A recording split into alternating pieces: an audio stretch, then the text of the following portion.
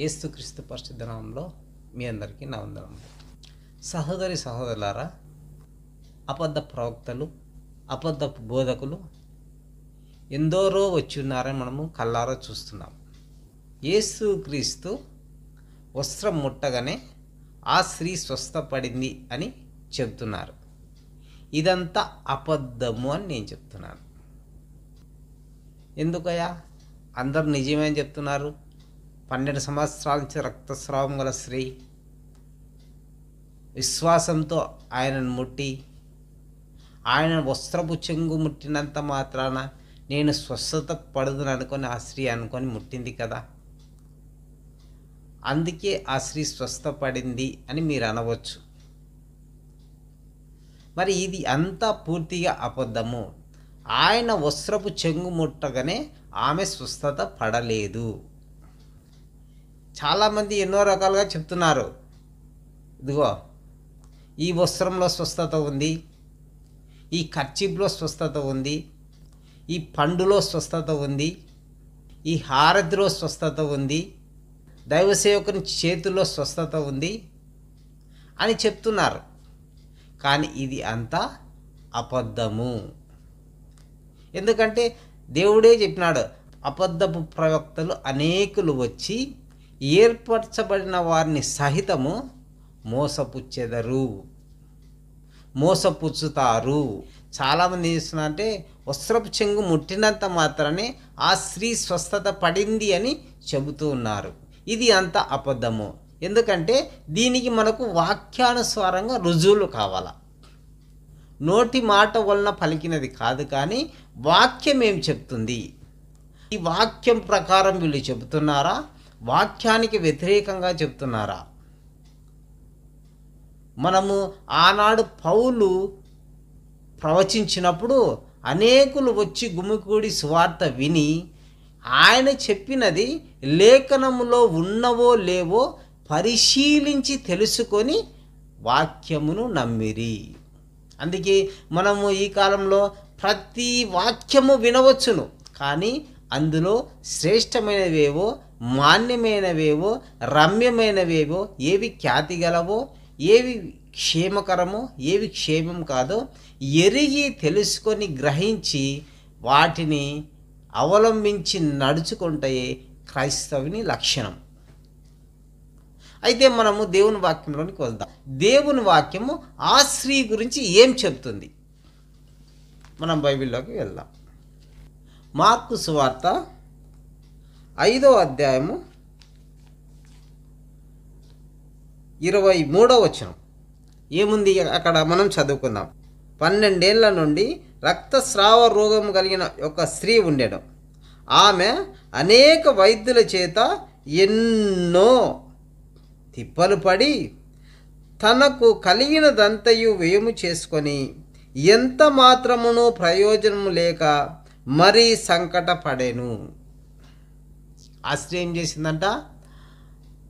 తనకున్న ఎన్నో రకాలుగా మంత్రగాల దగ్గరికి వెళ్ళింది, గారడీ విద్య గల వారి దగ్గరికి వెళ్ళింది, జ్యోతిష్యుల దగ్గరికి వెళ్ళింది, వైద్యుల దగ్గరికి వెళ్ళింది, నాటు వైద్యుల దగ్గరికి వెళ్ళింది, భూత వైద్యుల దగ్గరికి వెళ్ళింది. ఎందుకు? ఈ స్త్రీ తన రక్తస్రావము నిలబడలేదు. అయితే ఆ రక్తస్రావము నిలబడాలని తనకున్న డబ్బు ఏదైతే ఉందో, తన పొలము, తన ఆస్తి అంతా అమ్మివేసి ఎన్నో వైద్యుల దగ్గరికి తిరిగింది, కానీ ఎన్నో తిప్పలు పడింది, కానీ ఆమెకు ప్రయోజనం లేకపోయింది. ఆమె ఇంకా దుఃఖపడుతూ ఉంది. అయితే దుఃఖపడి ఆమె ఏం చేసింది? ఒకరోజు యేసును గూర్చి వినింది. యేసును గూర్చి విని, నేను ఆయన వస్త్రములు మాత్రం ముట్టిన బాగుపడుదును అనుకొని జన సమూహంలో ఆయన వెనుకకు వచ్చి ఆయన వస్త్రమును ముట్టెను. దీని తర్వాత జరిగినది కూడా మనం చదువుకున్నప్పుడే అక్కడ జరిగిన సన్నివేశానికి, మనము వినే వాక్యానికి ఎంత సత్యం ఉందో మనము తెలుసుకోవాలి. ఆ తర్వాత వెంటనే అక్కడ ఏం జరిగింది? యేసు తనలో నుండి ప్రభావము బయటికి వెళ్ళనని గ్రహించెను. అయితే ఆయనలో నుండి శక్తి బయటికి పోయిందంట. ఎలా? వస్త్రపు చెంగు ముట్టిన వెంటనే వస్త్రంలో నుంచి బయటికి ప్రభావం పోలేదు, అక్కడ ఆయనలో నుండి ప్రభావం బయటికి వెళ్ళినది. రాయబడుతుంది వాక్యంలో, వెంటనే తనలో నుండి ప్రభావము బయలు వెళ్ళనని తనలో తాను గ్రహించి జనసమూహము వైపు తిరిగి నా వస్త్రములు ముట్టినది ఎవరని ఆయన అడుగగా, యేసుక్రీస్తు ఏం చేసినాడు? ఎవరు నన్ను ముట్టినది, నా వస్త్రములు ముట్టినది ఎవరు అని చెప్పేసి అనేక మంది శిష్యులు ఉన్నప్పుడు ఆయన వాళ్ళను ప్రశ్నించినప్పుడు ఆ శిష్యులు అంటున్నారు, ప్రభువా ఇంతమంది నీ మీద పడుతున్నారే, ఇంతమంది నీ చుట్టూ జనాలు గుంపులు గుంపులుగా తిరుగుతున్నారే, ఇంతమంది నీ వస్త్రాలు తాకుతున్నారే, ముట్టినది ఎవరని నీవేలా అడుగుచున్నావు? ముట్టినది ఎవరని ఎందుకు అడుగుచున్నావు ప్రభా? ఇంతమంది పడుచున్నాం కదా, ఎవరో ఒకరు ముట్టుచునే ఉంటారు కదా నీ వస్త్రములు. మనం గమనించాలి సహోదరుడా, అక్కడ అనేక మంది ఉండంగా, అనేక మంది ఆయన వస్త్రములు తాకంగా, అనేక మంది ఆయనను ముట్టుచూ ఉండంగా ముట్టిన ప్రతి వారు స్వస్థత పడలేదు. ఎందుకు? వస్త్రంలో ప్రభావం ఉండినలా ముట్టిన ప్రతి ఒక్కరూ స్వస్థత పొందవలను కదా. వస్త్రంలో శక్తి ఉన్న ఎడల ముట్టిన ప్రతి ఒక్కరూ బాగుపడవలను కదా.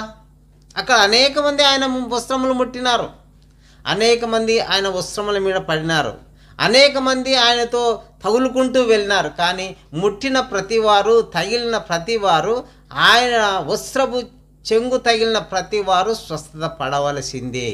కానీ అక్కడ ఆ విధంగా అలా జరగలేదు.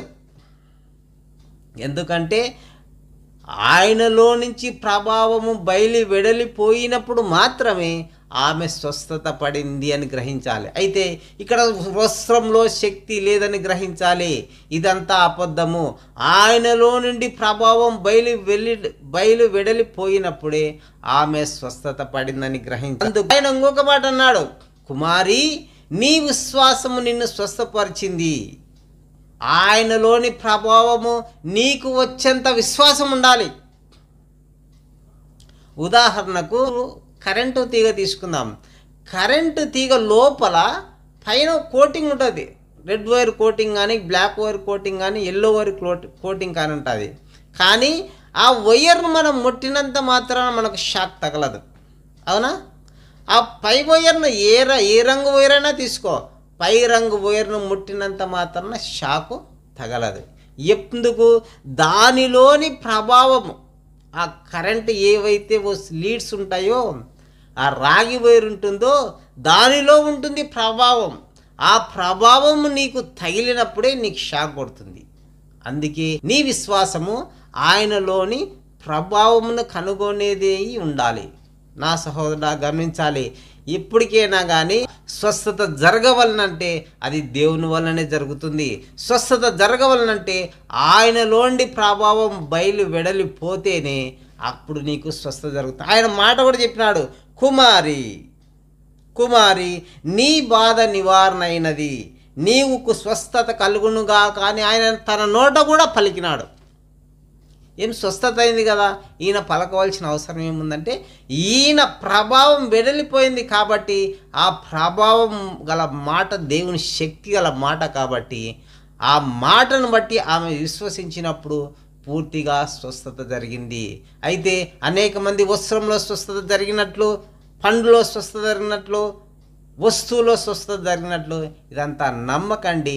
దేవుని వాక్యం ఏదైతే చెప్తా ఉందో వాక్య ప్రకారం విని గ్రహించి నడుచుకోవాలని యేసయ్య పరిశుద్ధ నామములో ప్రేమతో మిమ్మల్ని వేడుకుంటున్నాను.